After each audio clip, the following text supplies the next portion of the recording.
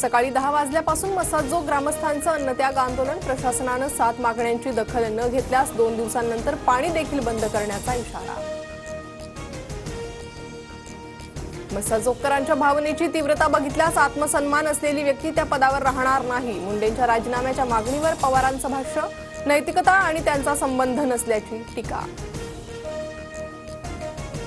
महाराष्ट्रातील नगरपालिका महापालिका निवडणुकांबाबत सर्वोच्च न्यायालयात आज सुनावणी. पालिका निवडणुकांचा मार्ग मोकळा होणार की लांबणीवर जाणार याकडे लक्ष. नीलम गोऱ्हेंचं वक्तव्य मूर्खपणाचं. साहित्य संमेलनातील गोऱ्हेंच्या वक्तव्याचा शरद पवारांकडून जोरदार समाचार.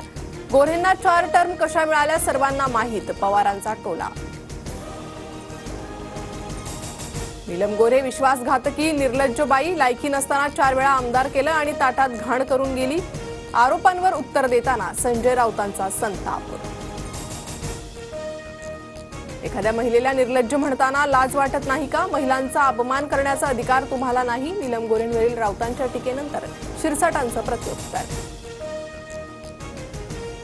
पुणे पोलिसांकडून कुख्यात गुंड गजा मारणेला अटक. भाजप कार्यकर्त्याला मारहाण प्रकरणी बेड्या. गुंड गजा मारणेवर मकोका अंतर्गत कारवाई.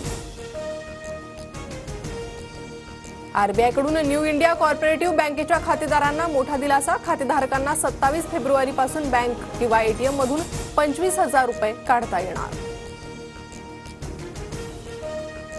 येत्या नवीन शैक्षणिक वर्षापासून स्कूल बसेससाठी नियमावली लागू करणार. परिवहन मंत्री प्रताप सरनाईकांची घोषणा.